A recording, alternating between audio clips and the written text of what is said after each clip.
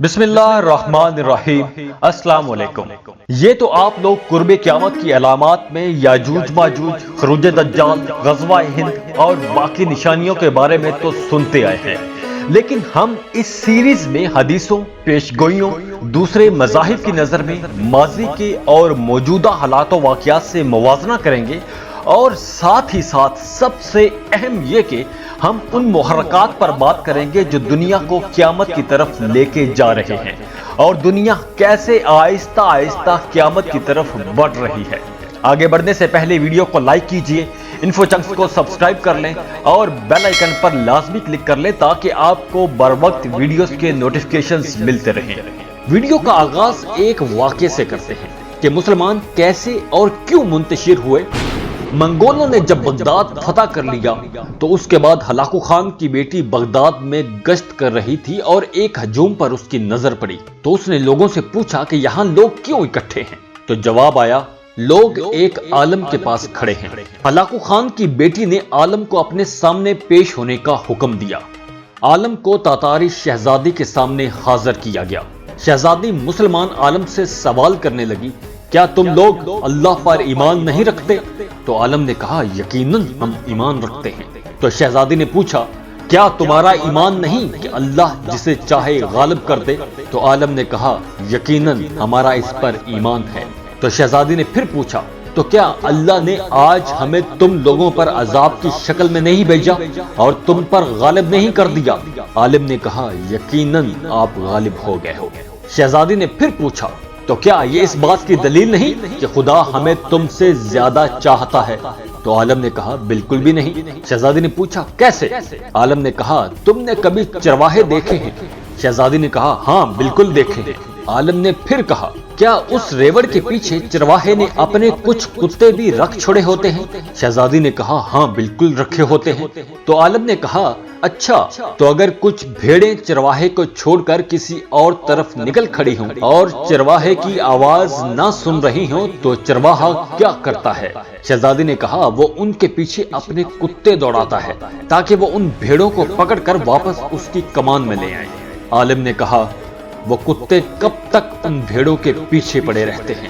شہزادی نے کہا، جب تک وہ فرار رہیں اور واپس چرواہے کے کنٹرول میں نہ آ جائیں۔ تو عالم نے کہا، تو آپ تاتاری لوگ زمین پر ہم مسلمانوں کے حق میں خدا کے چھوڑے ہوئے کتے ہیں۔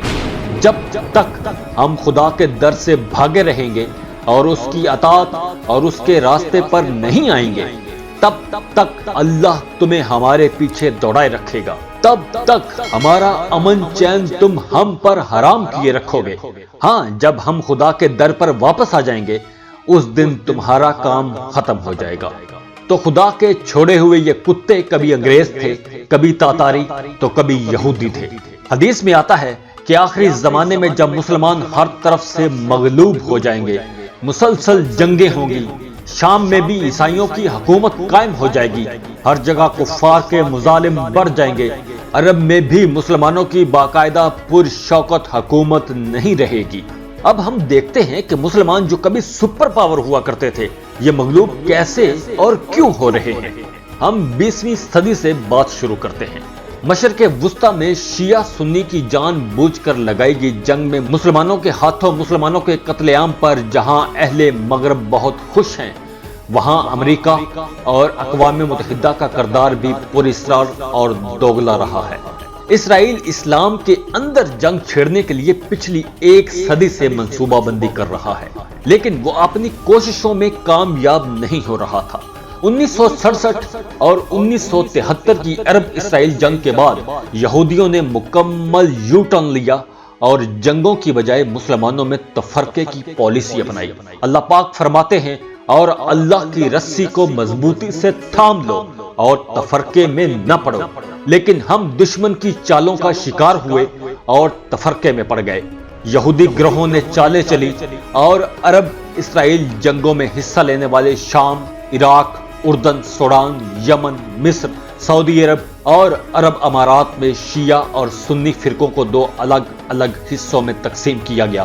پھر انہی تنظیموں کی فرقوں کی بنیاد پر دونوں گروپوں کی عسکری تربیت کی اور انہیں اسلحہ دیا گیا اور ان کی ہر طرح کی مالی مدد کی گئی۔ اور پھر ایک نہ ختم ہونے والا فساد شروع کروا دیا گیا۔ دوسری طرف اسی دوران 80 کی دہائی میں امریکہ اور روس، دو عیسائی ملکوں کے درمیان کشیدگی بڑھی۔ روس افغانستان کے راستے گرم پانیوں تک آنا چاہتا تھا، لیکن امریکہ نے افغانستان میں حکومت کا تختہ الٹا اور پاکستان میں بھٹو کو پھانسی کی سزا دلوا کر اپنی مرضی کی آمرانہ حکومتیں مسلط کروا دیں، اور امریکہ نے روس کو جنگ کرنے پر مجبور کر دیا۔ بلاخر جنگ شروع ہو گئی اور پاکستان کا فوجی ڈکٹیٹر جنرل ضیاء الحق بھی اس جنگ میں امریکہ کا حمایتی بن کر کود گیا، جس کا نقصان پاکستان آج تک بھگت رہا ہے۔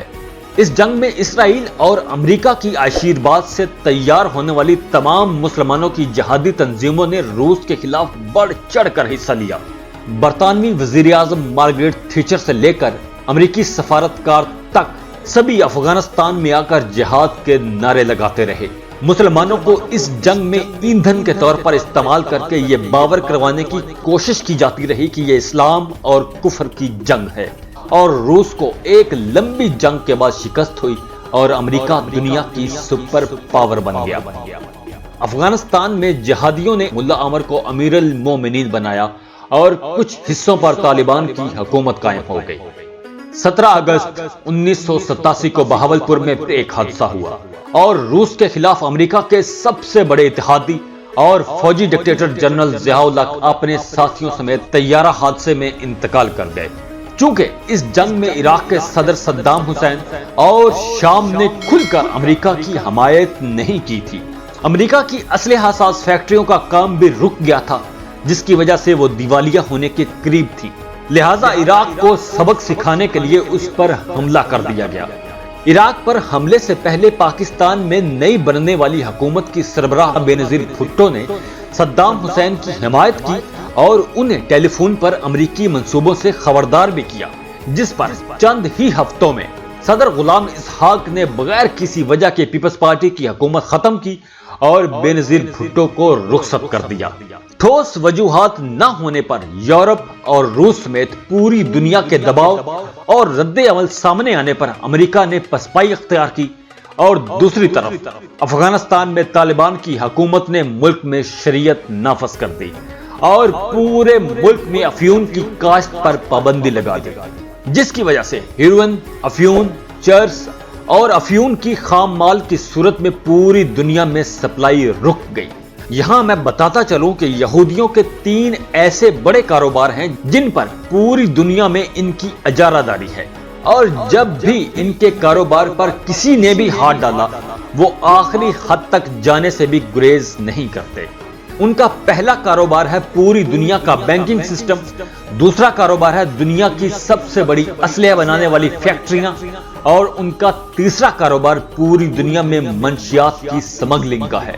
اس کے علاوہ تمام بڑی ملٹی نیشنل کمپنیاں اور تقریباً پوری دنیا کے 40% اثاثے، جی ہاں، پوری دنیا کے 40% اثاثے صرف یہودیوں کے قبضے میں ہیں۔ پہلی جنگ عظیم بھی روس کے خلاف اسی وجہ سے ہوئی تھی کہ روس کے شاہی خاندان زار روس نے یہودیوں کو اپنے ملک میں بینک کھولنے کی اجازت نہیں دی تھی۔ یہودیوں نے کمیونزم کا نظریہ پیش کیا اور انقلاب کے ذریعے روس کی اینٹ سے اینٹ بجا دی اور پوری دنیا کو جنگ کی آگ میں جھونک دیا۔ افراتفری پیدا کر کے ترکی کے خلاف خلافت عثمانیہ کو ختم کیا گیا اور یہودیوں کے چہیتے کمال اتا ترک کو مسلمانوں کا ہیرو بنا کر ترکی کی خلافت عثمانیہ کو بھی تہس نہس کر دیا گیا۔ اسی طرح مسلم ممالک عراق، شام، اردن، سعودی عرب اور عرب امارات میں برطانیہ کے ذریعے اپنی مرضی کے حکمران مسلط کیے۔ جس طرح پہلی جنگ عظیم کی بنیادی وجہ روس میں یہودیوں کو کاروبار کرنے کی اجازت نہ ملنا تھا، اسی طرح دوسری جنگ عظیم بھی جرمن کے خلاف یہودیوں نے ہی شروع کروائی تھی، کیونکہ جرمنی میں یہودیوں کو کاروبار کرنے کی اجازت نہیں ملی تھی اور ہٹلر نے بینکوں کی بجائے مال کے بدلے مال کی تجارت کے فلسفے کو فروغ دیا، جس سے جرمنی دنوں کے اندر اپنے پاؤں پر کھڑا ہو گیا تھا۔ اب جرمنی میں ہٹلر کی مقبولیت بڑھ رہی تھی۔ اس کی سب سے اہم وجہ یہ تھی کہ ہٹلر کی معاشی پالیسیاں، وہ جرمنی کو آہستہ آہستہ اقدامات کر کے بینکاروں کے چنگل سے نجات دلا رہا تھا اس نے یہودیوں کے ساتھ جرمنی کی تجارت کا خاتمہ کر کے جرمنی میں مال کے بدلے مال کا طریقہ کار اپنایا۔ اس کے مطابق جرمنی کے پاس جو چیزیں فالتو ہوتی وہ دوسرے ملکوں کو بیچ دی جاتی تھی، اور دوسرے ملکوں کے پاس جو ایسی چیزیں فالتو ہوتی جس کی جرمنی کو ضرورت ہوتی تھی وہ درآمد کر لی جاتی تھی۔ جرمنی میں فالتو اشیاء کے بدلے ضروری اشیاء کا حصول کامیاب معاشی پالیسی بن گیا۔ ہٹلر ابراہم لنکن کو پسند کرتا تھا کیونکہ وہ بھی ہٹلر کی طرح امریکہ کو یہودی سرمایہ کاروں کے معاشی چنگل سے نجات دلانا چاہتا تھا۔ ہٹلر کی اس پالیسی نے جرمن عوام کو معاشی تنگ دستی سے نجات دلائی اور انہوں نے سکھ کا سانس لیا۔ یہودیوں کے نزدیک یہ ناقابل برداشت رویہ تھا۔ انہوں نے جرمنی کی معاشی ترقی اور ہٹلر کے نظریہ معیشت کو ختم کرنے کے لیے ساری دنیا کو جنگ کا ایندھن بنانے کا فیصلہ کر لیا اور 1939 میں جنگ عظیم دوئم کا آغاز کروا دیا۔ یہ جنگ جرمنی اور اتحادیوں کے درمیان نہیں بلکہ یہودی سرمایہ کاروں اور جرمنی کے درمیان تھی۔ یہودیوں نے اتحادیوں کو قربانی کے بکرے بنا کر جرمنی کے خلاف جھونک دیا۔ ایجنسی ریسکیو کمیٹی کے یہودی سربراہ نے اپنے ایک بیان میں کہا تھا کہ مجھ سے اگر سوال کیا جائے کہ یہودیوں کی متحدہ اپیل پر آپ پولینڈ کے یہودیوں کو بچائیں گے تو میرا جواب یہ ہے کہ ہرگز نہیں، کیونکہ فلسطین کی ایک گائے پولینڈ کے تمام یہودیوں سے زیادہ قیمتی ہے۔ آپ اس بیان سے حیران نہ ہوں، دراصل یہودیزم اور نازیزم ایک ہی چیز کے دو نام ہیں۔ دونوں ہی یہودیوں کو جرمنی سے نکالنا چاہتے تھے، لیکن دونوں ہی یہ چاہتے تھے کہ تمام یہودی فلسطین منتقل ہو جائیں۔ انہیں باقی ملکوں کی طرف جانے والے یہودیوں سے کوئی دلچسپی نہیں تھی۔ یہودی واحد قوم تھی جس کے پاس اپنا کوئی وطن نہیں تھا۔ وہ اپنی ریاست قائم کرنا چاہتے تھے اور وہ ریاست تو انگلینڈ کی مدد سے قائم ہو گئی، اور اب یہ قوم پوری دنیا کی معیشت کو اپنے ہاتھ میں رکھنا چاہتے ہیں تاکہ وہ اپنے مسیح الدجال کے آنے سے پہلے اس کے تمام ضروری لوازمات پورے کر لیں۔ اب اگلی ویڈیو میں بات کریں گے کہ ذوالفقار علی بھٹو نے لاہور میں تمام اسلامی ممالک کے سربراہان کو کیوں بلایا، اور پھر ان اسلامی ممالک کے سربراہان کے ساتھ کیا ہوا، اور افغانستان میں افیون کی کاشت پر پابندی لگنے سے یہودیوں نے عالمی منظرنامہ کیسے بدلا، اور دنیا آہستہ آہستہ قیامت کی طرف کیسے بڑھ رہی ہے۔ جاتے جاتے ویڈیو کو لائک ضرور کر لیں، انفو چنکس کو سبسکرائب کر لیں اور بیل آئیکن پر لازمی کلک کر لیجیے گا۔